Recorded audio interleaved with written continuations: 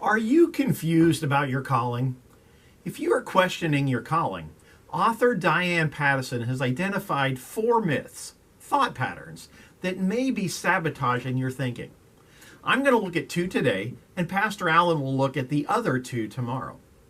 So, if you're feeling lost, trying to discern God's calling for your life, consider these myths from her article, 4 myths that are getting in the way of your calling, that may be tripping you up. Myth number 1, it's about you. The process of discovering your calling may necessitate some serious self-reflection, but make no mistake, it's not really about you.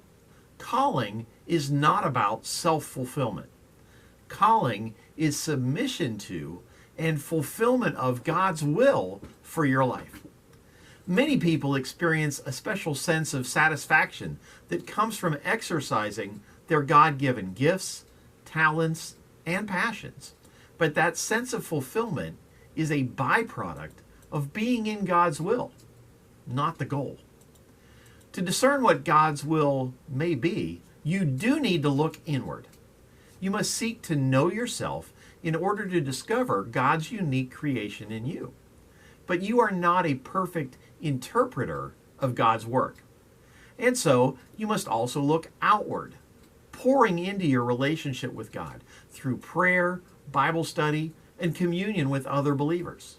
You need to cultivate deep relationships with peers and mentors who can enter into prayer with you and speak truth into your life. And myth number 2, if it's uncomfortable, it can't be your calling. Figuring out your calling isn't an instant ticket to a smooth life and career. Knowing what you are meant to be doing is really just the beginning of what may be a long and arduous journey of hardship and defeat.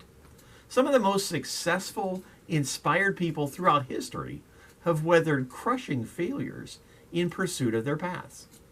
For most of my career, Pattison writes, I was called to the business world. I felt confident about that calling, but certainly not always comfortable. I faced plenty of hardships and failures at work and in my personal life, and these challenges helped me grow and learn more about God and more about how God created me to serve Him, eventually leading me to start Forward for working Christian women. And even in this season, God continues to challenge me and stretch me beyond my comfort zone. She continues, even the most decisive calling might not feel good at all. Your calling could be a stretch assignment. Moses is a great biblical example of that. He had no doubt about what God wanted him to do. In Exodus chapter 3, God spoke to Moses through the burning bush, giving him clear marching orders about his next steps. Isn't this what we all kind of wish for when we're searching for our calling? But Moses' calling didn't sound all that great to him. Moses said, but who am I that I should go?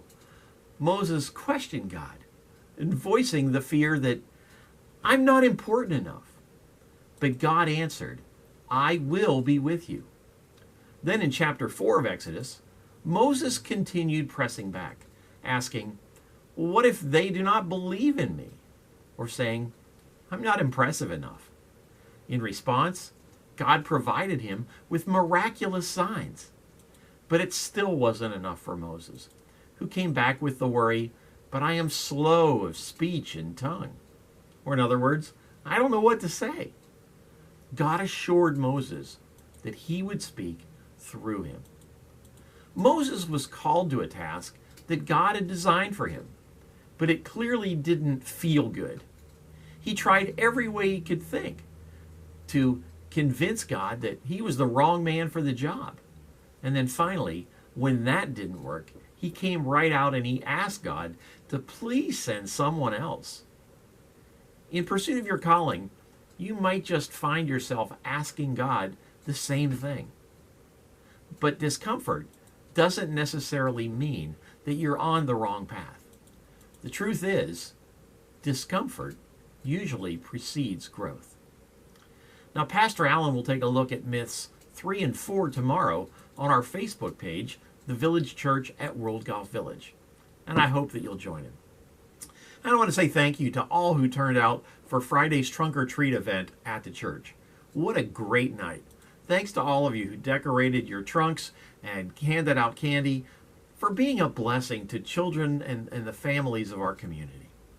Have a great week, and I'll be back on Friday with some thoughts on delegation. That is, unless I can delegate it to someone else.